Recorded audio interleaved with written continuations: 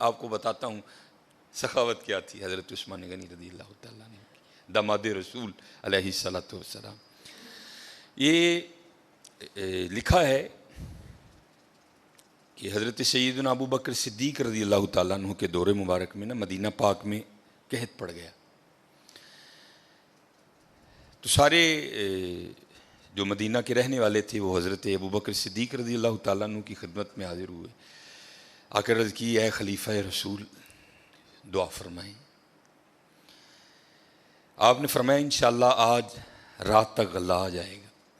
لکھا ہے کہ حضرت عثمان غنی رضی اللہ تعالیٰ عنہ کے 70 اونٹ مال سے بھرے ہوئے بکنے کے لیے شام گئے تھے حضرت، اور آج کے دور کے لحاظ سے آپ اس کو کنٹینر بھی کہہ سکتے، اونٹ پہ حضرت کو تھوڑا سامان نہیں لگتا، بڑا سامان آ جاتا ہے اونٹ پہ، چھوٹا کنٹینر، 70 کنٹینر آپ کے بکنے کے لیے شام گئے ہوئے تھے۔ رضی اللہ تعالیٰ عنہ کو بھی پتا تھا کہ امت کی کیا حالت ہے، آپ نے وہ 70 اونٹ شام سے مدینہ پاک واپس بلوا لیے۔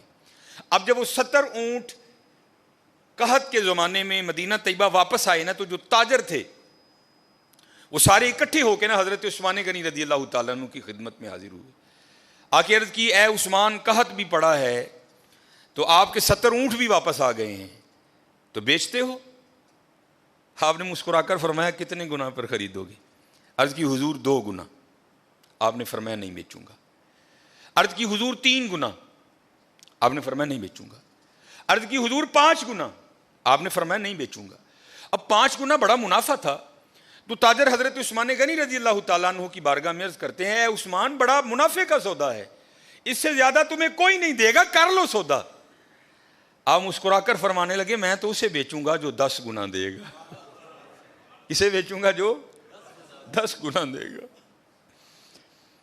وہ تاجر آگے سے کہتے ہیں عثمان 10 گنا کون دے گا؟ تو آپ نے فرمایا کیا تم نے قرآن نہیں پڑھا؟ من جاء بالحسنہ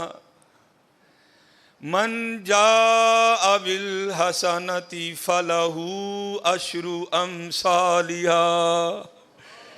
فرمایا اللہ کہتے ہیں او بندے تو 1 لے کیا میں 10 دوں گا۔ آپ نے فرمایا میں نے اپنے اللہ سے سودا کر لیا ہے، میں نے اپنے اللہ سے سودا کر لیا۔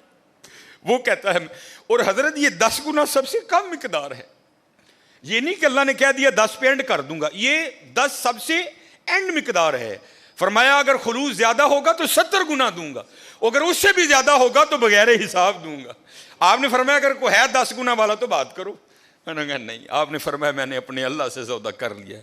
اور لکھا ہے کہ آپ نے مدینہ پاک میں صدا لگوائی، آپ نے فرمایا مال پڑا ہے، جس کو جو ضرورت ہے آئے اور اٹھا کر لے جائے۔ حضرت یہ تھے حضرت عثمان غنی رضی اللہ تعالیٰ۔ لکھا ہے کتابوں میں کہ حضرت عثمان غنی رضی اللہ تعالیٰ عنہ کے علاوہ کوئی ایسی شخصیت نہیں ہے کہ جس کے نکاح میں ایک نبی کی 2 بیٹیاں آئیں۔ یہ سعادت اللہ نے حضرت عثمان غنی کو عطا فرمائی، اور بلکہ 2 ہی نہیں آئیں، حضرت سیدنا علی المرتضیٰ رضی اللہ تعالیٰ عنہ راوی ہیں، جس کا مفہوم ہے کہ نبی علیہ الصلوۃ والسلام نے ارشاد فرمایا کہ اگر اللہ جل شانہ مجھے 40 بیٹیاں بھی عطا کرتا نا تو میں نے ایک ایک کر کے عثمان غنی کے نکاح میں دے دینی تھی۔ 5ویں پشت میں حضرت عثمان غنی رضی اللہ تعالیٰ عنہ کا جو سلسلہ نسب ہے وہ نبی علیہ الصلوۃ والسلام سے جا کے مل جاتا ہے۔ حضرت عثمان غنی رضی اللہ تعالیٰ عنہ اب حضرت حالی بانٹتے نہیں تھے، اب بانٹنے کا بھی انداز سنو کیسا تھا ان لوگوں کا۔ نبی علیہ الصلوۃ والسلام نے گھر تشریف لائے، تو بظاہر کا لفظ ضروری ہے، بظاہر کچھ موجود نہیں تھا۔ حضرت آپ آئے، آپ نے آ کر پوچھا کچھ کھانے کو ہے؟ عرض کی گئی اللہ کے رسول نہیں ہے کچھ بھی، کیونکہ اما عائشہ رضی اللہ تعالیٰ نے فرماتی ہیں 3 چاند گزر جایا کرتے تھے، کشان نبوت میں چولہا نہیں جلتا تھا۔ نبی علیہ الصلوۃ والسلام تشریف لے گئے، نماز پڑھانے کے بعد نا حضور پھر گھر تشریف لائے، تو کیا دیکھا کہ کھانا پڑا ہے۔ آپ نے پوچھا یہ کھانا کہاں سے آیا ہے؟ تو عرض کی گئی اے اللہ کے رسول علیہ الصلوۃ والسلام ہم کھانا رکھنے والے کو نہیں جانتے، کیونکہ انہوں نے کپڑے سے اپنا منہ چھپا رکھا تھا، دستک دیتے جاتے تھے اور کھانا رکھتے جاتے تھے۔ تو لکھا ہے کہ حضور نبی کریم علیہ الصلوۃ والسلام کی مبارک آنکھوں میں آنسو آ گئے، حضور نبی علیہ السلام نے کیا ارشاد فرمایا؟ آپ نے فرمایا میرے عثمان دے علاوہ اور کون ہو سکتا ہے؟ ہائے ہائے، میرے عثمان کے علاوہ اور کون ہو سکتا ہے؟ دعا کرو اللہ ہمیں سخی کر دے، اللہ ہمیں سخی کر دے۔ اللہ کو کنجوس لوگ نہیں پسند کوئی۔ یہ لکھا ہے کہ کوئی بزرگ تھے تو انہوں نے شیطان سے پوچھا، او بھائی تینوں سب تو زیادہ پسند کون ہے؟ وہ تجھے سب سے زیادہ ناپسند کون ہے؟ تو شیطان ان بزرگوں کو جواب کیا دیتا ہے؟ وہ کہتا ہے مجھے سب سے زیادہ کنجوس عبادت گزار پسند ہے، نمازیں پڑھ رہا ہے، حج کر رہا ہے، عمرے کر رہا ہے، اس کی پیشانی پہ وہ سجود کے داغ بھی پڑ چکے ہیں، لیکن جانا اس نے اپنی کنجوسی کی وجہ سے دوزخ میں ہے۔